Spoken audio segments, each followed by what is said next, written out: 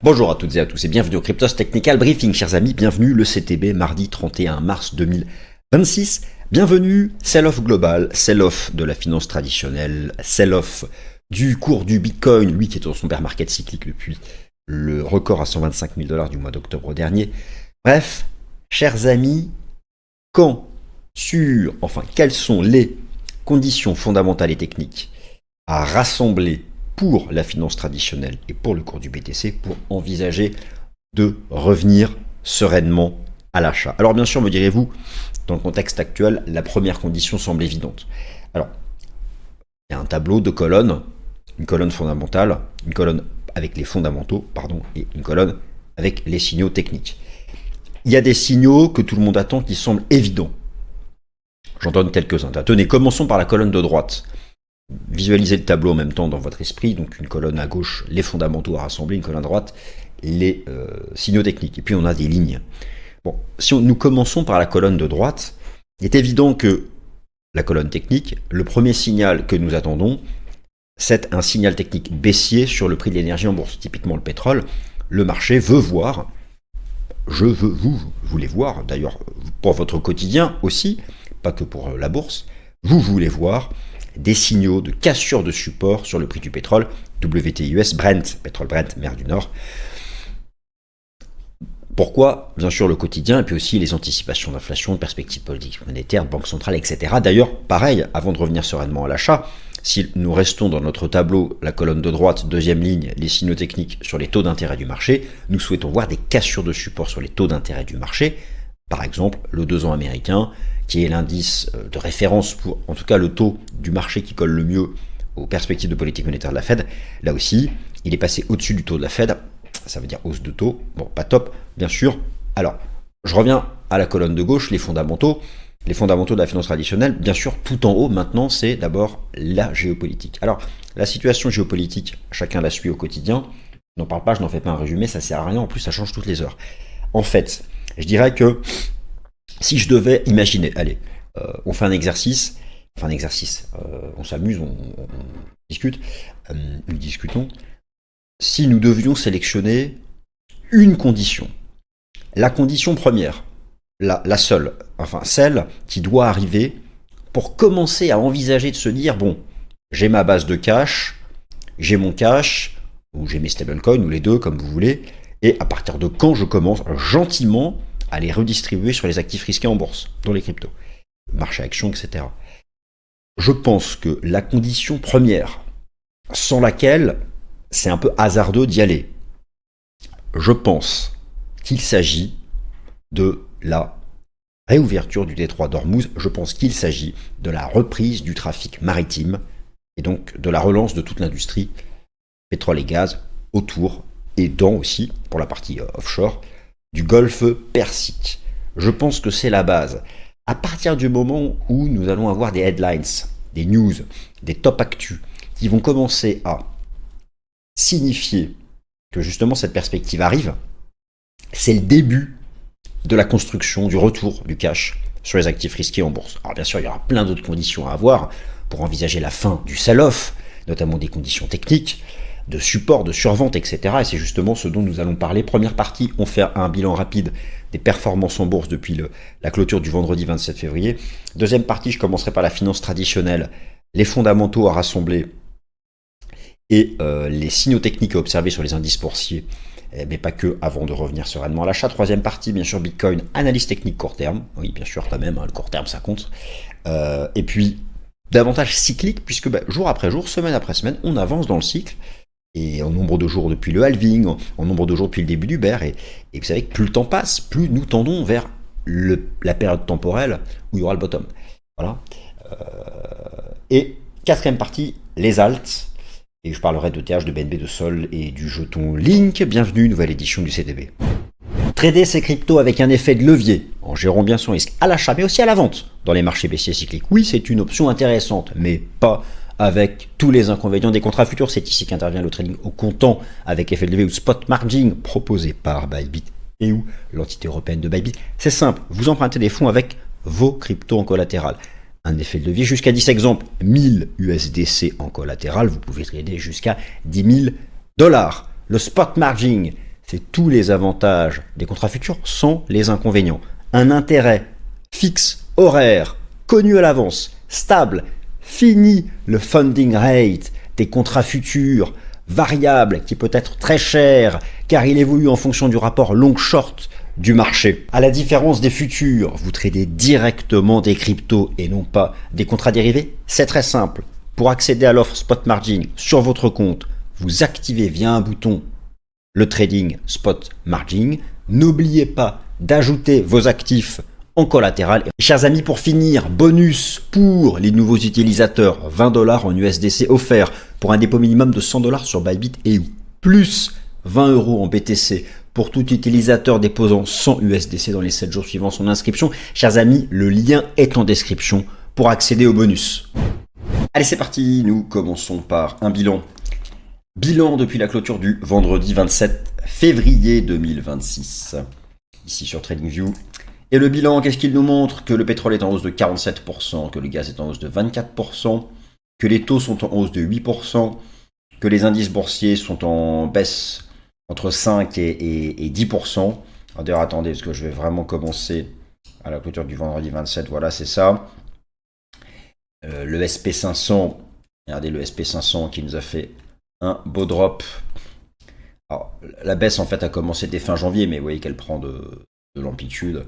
Alors depuis le haut de canal moyen long terme, etc., etc. Bon, ok, très bien. Et Bitcoin, il est en petite hausse, il est à plus 1, ETH à plus 4 depuis le début du conflit. Franchement, l'or est à moins 13, l'argent est à moins 25, chers amis. Sur cette période, en faisant le choix, vous comprenez ce que je veux dire, en termes de hedge, si vous voulez, il n'y a même pas débat. Quel était le meilleur choix entre les métaux précieux et la crypto? En tout cas, sur cette période. Bien sûr, cela ne veut pas dire que le bear market est terminé. Beaucoup d'optimistes souhaiteraient que le point bas soit 60K. Ça reste quand même peu probable. Mais tout ça est plutôt quand même de bon augure pour le prochain cycle bullish. Avec Bitcoin, ce qui est bien, c'est que Bitcoin, c'est un peu le seul actif du monde où l'on connaît sa tendance à l'avance. C'est-à-dire qu'il y a une année de bear market, 3 années bullish. Et ce schéma semble vouloir se répéter. Donc au final, nous ne pouvons qu'être contents de cette année de bear market, qui confirme que 2027, il rend probable que 2027, 2028, 2029 seront des années bullish, conformément donc à la fois au cycle de 4 ans et aussi à l'institutionnalisation, beaucoup de choses. Donc effectivement, sur cette période de guerre, Bitcoin surperforme. Il n'est pas pour autant bullish, d'accord, il est flat. Et cette surperformance, on le voit à travers les renversements haussiers des ratios Bitcoin Gold, mais aussi Bitcoin S&P 500, qui, d'un point de vue de leur momentum, ont donné les signaux de fin de bear market. Donc, en fait, ce que l'on sait, c'est que d'un point de vue relatif, le bear market est terminé. Le bear market est terminé par rapport à l'or. Regardez un peu Ici, c'était les retournements, c'était les fins de bear absolus en plus. Alors, le pire, c'est qu'à l'époque, les fins de bear absolus, donc en dollars, correspondaient aussi aux fins de bear relatifs. Alors là, je suis pas certain qu'on ait un fin de bear en USD. Vous connaissez mon point de vue, je pense que c'est davantage la zone des 45-55.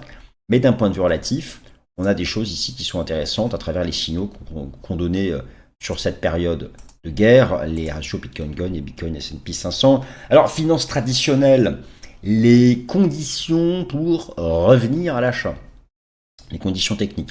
Déjà, pour moi, la première condition technique, c'est de revenir sur des niveaux de support majeurs. Alors, on ne peut qu'apprécier le fait que l'analyse technique, ce sont des schémas qui se répètent. Voilà. Ce sont des schémas qui se répètent. Bien là, tout s'est répété.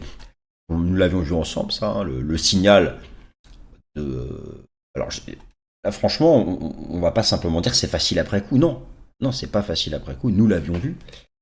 Cette sortie de Kumo, similaire au signal de la guerre commerciale, similaire au signal du début du bear market de 2022, ou encore similaire ici au crash Covid. C'est vrai que là, ce qui est intéressant quand on répète des schémas, c'est que du coup, on peut projeter ces schémas. Donc on a une cassure de Kumo, un retour à la SMA 200, une cassure de Kumo, un retour à la SMA 200, un retest de la SMA 200 et la dernière jambe de baisse. On a eu un retest de la SMA, donc on est dans la dernière jambe de baisse. Bon, les conditions techniques pour revenir à l'achat, c'est de la survente, c'est être massivement survendu et revenir sur support. Et idéalement des divergences haussières. Il n'y a pas de divergence haussière encore. Le support majeur le plus évident, c'est l'ancien record historique, cette zone des 6150 points. Nous, le RSI Daily revient en zone de survente, on revient sur le SPX classique. Donc vous savez, le marché action US, c'est toujours le plus résilient. Le S&P 500 devient survendu. Ça, c'est vraiment... Tenez, je vous montre par exemple le Dow. Le Dow, ça y est. Le Dow, lui, il est déjà carrément revenu, le Dow Jones, sur son ancien record. On va peut-être faire une petite div en daily. Bon, nous commençons à être survendus. Après, donc c'est intéressant. Les indices boursiers reviennent sur support, pas loin. Sur le contrat futur S&P 500, le support idéal, ce serait ici. Je pense que c'est quand même là, c'est une zone où, sauf si vraiment ça part complètement en vrille au Proche-Orient, c'est quand même une zone où les acheteurs peuvent revenir. Après, les conditions techniques pour revenir à l'achat, moi je pense qu'elles doivent d'abord être observées du côté des vrais baromètres du risque. C'est difficile de revenir à l'achat, si vous voulez, massivement, si vous n'avez pas un signal technique baissier sur le pétrole. Ça, vous connaissez sa cartographie, vous l'avez fait à plusieurs reprises. Sa cartographie, la zone de choc inflationniste au-dessus de 94 $ et l'alerte au jour au-dessus de 80, parce que nous avons passé tout 2025 sous 80, donc au-dessus de 80, le delta est positif, donc c'est inflationniste. Voilà. Donc si vous voulez, c'est vrai que sans un pétrole qui réintègre, il faudrait réintégrer 80 $ au minimum, repasser sous les 95 durablement, pour vraiment se dire, allez, c'est bon. C'est difficile, hein, franchement, de se dire, allez, je reviens sur les actions US, si j'ai pas un signal d'apaisement sur le pétrole, mais aussi sur le gaz, Et puis, c'est aussi très difficile de se dire, je reviens à l'achat sur le marché action, si j'ai pas un signal technique d'apaisement sur les taux obligataires. Et en particulier le 2 ans américain. Le 2 ans américain, qui est le taux obligataire du marché, qu'anticipe le mieux l'action à venir de la Fed. Je vous rappelle que actuellement, le taux à 2 ans américain est à 3,80, le taux de la Fed est à 3,75. Tant que le taux du marché à 2 ans est au-dessus du taux de la Fed, ça signifie que le marché anticipe un resserrement monétaire. Alors, c'est difficile, si vous voulez, de revenir sereinement à l'achat si vous n'avez pas, techniquement parlant, un signal technique de cassure de support sur le pétrole, un signal technique de cassure de support sur le gaz naturel et un signal technique de cassure de support sur les taux obligataires. Sans ces 3 signaux, c'est hasardeux, si vous voulez, de revenir. L'idéal, c'est d'avoir ces signaux de cassure et en même temps, un S&P 500, un Dow, un Nasdaq proche de niveaux de support majeurs. Le Nasdaq Composite n'est pas loin. Ce niveau-là, sur le Nasdaq Composite, ça se paye.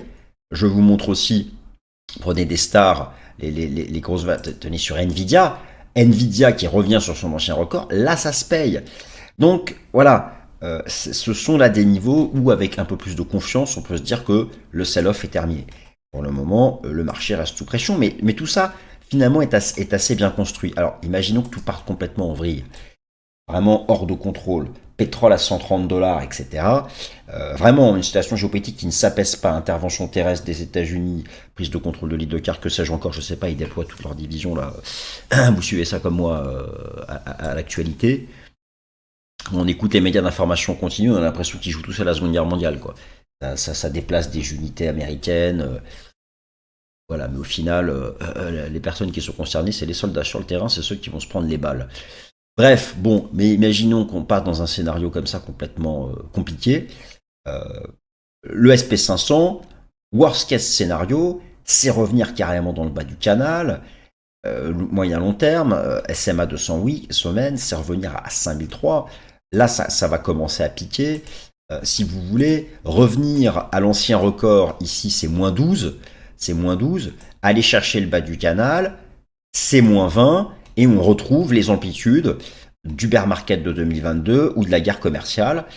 C'est une possibilité. Avoir un scénario aussi bearish sur le SP500, ne pas s'arrêter ici, c'est un pétrole à 130 $. Voilà. C'est vraiment un marché qui revient chercher ces sommets ici qui ont suivi le déclenchement de la guerre en Ukraine. Et c'est vrai que pour le moment, ça va en prendre le chemin, mais tout va très vite avec cette actualité. Revenir à l'achat, c'est donc ces signaux techniques. Revenir à l'achat, c'est de la survente. Il y a plein de façons de représenter la survente. On peut la représenter de manière quantitative. Le pourcentage d'actions du S&P 500 au-dessus de sa moyenne mobile à 50 jours, il n'y a plus que 24%, mais on voit que les zones de bottom sont quand même plus bas. Après, bon, les conditions techniques, c'est mignon. Les conditions fondamentales, dans la période actuelle, sont probablement plus importantes. Mais les conditions techniques vont suivre très rapidement et vont même peut-être parfois anticiper en fonction des rumeurs. Bien sûr que la première condition, c'est la cessation des hostilités, le cessez-le-feu, mais pas seulement. Je dirais que au-delà de ça, alors pour l'instant tout ça est très peu probable selon Polymarket, peut-être sur des indicateurs de sentiment, la probabilité là, en tout cas maintenant, à ce mardi matin, quand j'enregistre la vidéo, est très faible, mais ce que va vraiment regarder le marché, c'est ça. On veut voir, nous voulons voir des super tankers traverser à gauche, à droite. Nous voulons voir tout ce pétrole et tout ce gaz ici, autour et dans le golfe Persique, parce qu'il y a la partie offshore. Tout ce pétrole et ce gaz du golfe Persique qui passe par le détroit d'Ormuz et qui vient alimenter l'Inde, qui vient alimenter la Corée du Sud, qui vient alimenter la Corée du Sud, l'Inde, la Chine, bref, toutes les grandes puissances asiatiques. Nous voulons voir ici sur Marine Traffic, à nouveau, un maximum de supertankers passer. Et là, il n'y a que dalle qui passe. Quelques bateaux qui passent. Parfois, c'est des bateaux chinois. Parfois, c'est des bateaux... En tout cas, c'est des bateaux qui ne sont pas considérés par l'Iran comme ennemis des États-Unis. Donc, liés aux États-Unis, à Israël ou à leur... Mais là, il n'y a rien. Vous voyez, il n'y a rien. Donc, voilà. Donc, c'est tout ça. Et c'est vraiment... L'île de Karg est ici, au passage. Oui. L'île de Karg, où 90% du pétrole produit par l'Iran transite ici avant d'être exporté. L'île de Karg est ici. Donc, alors voilà, ça c'est quasi, c'est presque du temps réel. Hein. Les datas sont différées de peut-être quelques heures.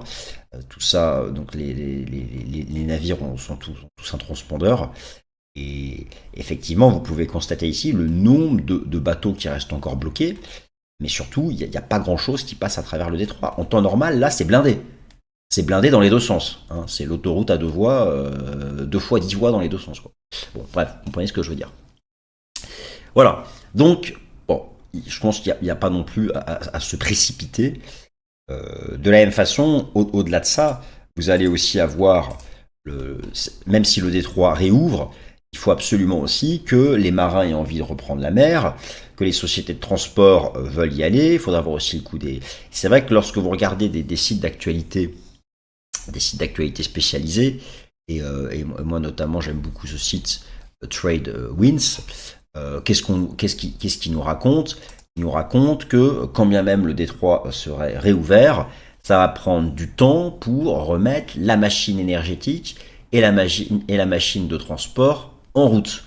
Donc, vous voyez, je pense qu'il n'y a pas forcément une urgence à vouloir se précipiter. Alors, bon, maintenant, ça c'est pour la bourse traditionnelle. Bitcoin, sur le plan technique, qu'est-ce que je vous dise, il y a toujours un risque. Alors déjà, il est résilient. Le conflit a commencé là, regardez. Le conflit a commencé là. Donc là, vendredi 27 février, c'était la veille du conflit. Et les opérations militaires se sont déclenchées samedi 28 février au matin. Moi, je me rappelle, j'étais avec des amis en maison d'hôtes dans le Berry. Puis je me lève samedi matin et je suis levé assez tôt. D'ailleurs, je regarde l'actualité et ça commençait par parler de Israël qui bombardait l'Iran. Et je crois, 30 minutes après, les États-Unis se joignent aux frappes, etc. C'est vrai que c'est flat. Vous voyez, en fait, Bitcoin est flat. Donc, d'un point de vue relatif, il est flat. Maintenant, d'un point de vue de la structure, il n'y a rien de bullish. C'est ça que je veux dire. Bitcoin a surperformé. L'or, l'argent, les indices boursiers. Bitcoin est à plus 1 depuis le début du conflit. Ok. Mais techniquement parlant, il n'y a rien de bullish. Pas de dépassement de résistance, pas de pattern de renversement haussier. Il y a même un risque de répétition de cette structure baissière ici de janvier, dont le marché là sort par le bas mais s'y accroche, un peu comme ici, avant finalement de dropper. C'est le risque. Le cas numéro 1, le marché réintègre et est capable de remonter à 75. Le cas numéro 2 est de répéter ça. Et ça va dépendre de l'actualité géopolitique. Alors, il y a quand même des différences. C'est que ici, il y avait énormément de positions longues à déglinguer, à prendre leur stop. Et justement, à la sortie de ce range ici, donc ce range, à la sortie de ce range, dans tout ce drop-là, vous avez eu des prises de pertes massives. Donc déjà, il y a beaucoup moins de longs à aller chercher. Il y a eu déjà une capitulation massive. D'autre part, depuis le début de la guerre, ça short beaucoup. Alors que dans l'ancien range, ça payait. Donc en fait, ici, tout le monde achetait. Et il y avait beaucoup de longs. Donc là, ils se sont fait déglinguer, prise de stop. Là, il y a beaucoup moins de longs, quasiment plus. Et quasiment personne n'achète. Donc c'est pourquoi c'est différent. C'est différent et ça s'accroche un peu plus. Après, voilà, je pense que si on a des news géopolitiques compliquées cette semaine, ça va finir par craquer. Bon, après, au-delà de l'actualité géopolitique, au-delà de tout ça, le bear market appelle encore, sur le plan du temps et des prix, à davantage de baisse. Même si, il est vrai, vous prenez par exemple l'indicateur technique RSI en weekly, lui, lorsqu'il ressort par le haut de la zone de survente, ce fut à chaque fois la fin du bear. Fin du bear en 2014, fin du bear 2018, fin du bear 2022, sauf que là, il avait fallu faire une divergence, il y avait le nouveau plus bas de FTX, et là, c'est vrai que il y a déjà ce signal qui pourrait être Alors, l'option numéro 1, on serait déjà en latéralisation avant de repartir, un peu comme là. L'option numéro 2, il faudrait faire une divergence comme ici, et donc il manquerait un nouveau plus bas. Et je me dis que ce nouveau plus bas pourrait aller chercher au moins les 57K, le 61,8, passer un peu sous le SMA 200 semaines, peut-être aller taper cette mèche ici qui est à 49K, c'est-à-dire en fait sortir par le bas de ce machin. Vous voyez cette trend ici là, la trend, la ligne de tendance weekly là, que j'ai mis là. La voyez là, un point de point en mode aimant, la bleue là. Elle est là, je l'ai reportée en daily. Donc vous voyez que ça donne 54, 55. Je vous ai fait la semaine dernière un topo sur les meilleurs indicateurs on-chain pour le point bas du bear. Je vous remonte le CVDD qui est à 47, le prix réalisé à 54, la loi de puissance est à 53, 54, la trend comme par hasard à 54, 55. Voilà, je me dis qu'à un moment ou à un autre, quelque part dans l'année, on ne va pas échapper à ça. Ce qui sera intéressant, c'est que ce dernier drop sera en divergence weekly et donc rappellera beaucoup ce que fut ici celui de 2022. Bien sûr, tout ça, tout ce que je décris ici, c'est part du principe que l'on poursuit le cycle de 4 ans. Dans l'hypothèse des optimistes, où Bitcoin aurait fait son point bas à 60K, et en fait serait déjà en latéralisation avant de repartir, c'est définitivement la fin du cycle de 4 ans. Ça ne colle plus au niveau temporel, ni au niveau des prix, et donc on pourra le mettre de côté. Alors est-ce que c'est bien finalement de mettre de côté le cycle de 4 ans? Parce que si on ne fait pas vraiment les standards du bear, on aura moins de confiance pour se dire qu'on peut avoir derrière 3 ans de hausse, comme on a l'habitude d'avoir. Ou en tout cas, bon, je pense que ça sera toujours un cycle qui va agir, mais qui, là on voit que le marché commence à prendre un peu de liberté par rapport à lui. On a déjà vu fin 2025. Bon, donc c'est pourquoi il faut quand même continuer de regarder un peu les signaux de l'analyse technique. Mais bon, voilà, vu le contexte et vu ça, je me dis quand même que bon, ça reste quand même tendu. Et moi, je continue de penser que le bottom final sera entre 45 et 55. Et bon, on va dire 50K, voilà, 50K. Voilà. C'est la zone où, si vous voulez, je reviens avec confiance. Parce que bon, le titre de la vidéo, c'est Bourse et BTC, les conditions de fin de sell-off. Bah, si on reste focus sur celle lié à Bitcoin, moi je continue de penser que c'est 50K. Après, le marché, il peut prendre son temps. Si on reste ici par exemple, nous sommes aujourd'hui, parce que moi je continue à faire tous mes décomptes, hein, nous sommes 710 jours après le halving. 710 jours après le halving. Là j'ai les 3 derniers cycles. Eh bien, le début de phase de latéralisation, les plus précoces, c'était à peu près 775 jours après le halving. On est 710, 775, ça fait 2 mois. Donc, vous voyez, je me dis à un moment ou à un autre, peut-être dans les 2-3 prochains mois, eh bien, nous sommes à 176 jours de bear, le marché pourrait faire ce dernier bottom. Après, là, comme tout le monde l'attend et qu'il y a beaucoup moins de longs à déglinguer et que tout le monde est quasiment shorté ici, peut-être que le marché, il va faire d'abord un piège en mode un rebond intermédiaire et pour en seconde partie d'année, aller à un moment ou à un autre faire son dernier bottom, et là, voilà. Et du coup, ça répéterait un peu le schéma de 2022, d'avoir un dernier bottom un peu plus tard dans l'année. Vous voyez ici, prenez par exemple l'ancien bear market. Vous voyez que le RSI était ressorti par l'eau la zone de survente en juin 2022. Qu'est-ce qui s'est passé? On a eu de juin à novembre, on a eu juin, juillet, août, septembre, octobre, novembre, 6 mois, et non, 6 mois, 6 mois de range. Il ne s'est rien passé entre 20K et 25K. Pendant 6 mois, rien, parce que le truc était sorti par le haut. Là, on est sorti par le haut. Alors, est-ce que pendant 6 mois, imaginez un scénario là, on est là, et en fait, pendant 6 mois, on reste entre 60 et 75, et on arrive, bah regardez, en octobre-novembre, au contact de la trend, et on repart. Genre 6 mois de range, c'est possible. Le marché peut faire le choix de rester flat entre 60 et 75 pendant des mois.